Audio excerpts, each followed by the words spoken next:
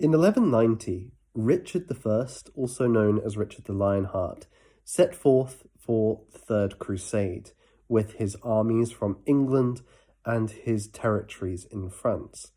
This was a giant force setting out in combination and alliance with the King of Austria, of France, the Holy Roman Emperor, to retake the Holy Land from Saladin.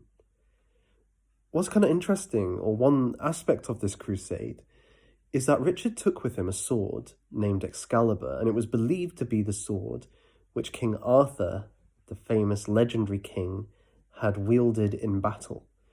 And this is quite an interesting connection. At this time, Arthur was a huge figure in Christendom. The Breton troubadours had spread the tales of his deeds in song around Christendom and even in the Holy Land.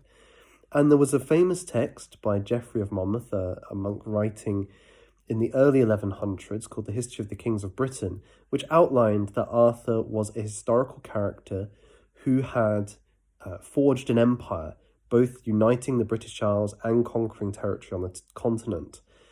So when Richard takes this sword, he's not just taking a cool item connected to some fictional character.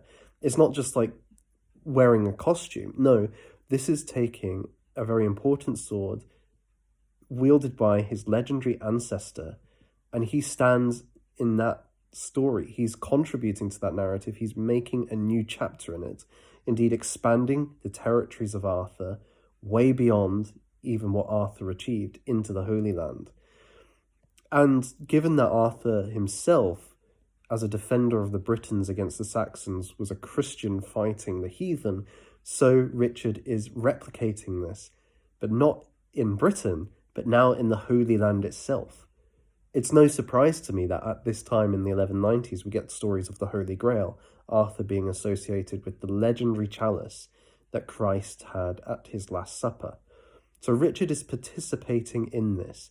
And I think this gives a powerful sense, or it's a powerful kind of framing for how you engage with the world, that you're continuing and building upon, indeed participating in a legendary story such as King Arthur's, that your history is that legendary story.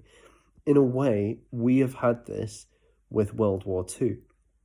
And particularly on the left, people see themselves as reiterating that initial fight with Nazism through current events. And that's why often their enemies are framed as Nazis so that they can participate and harness that narrative power.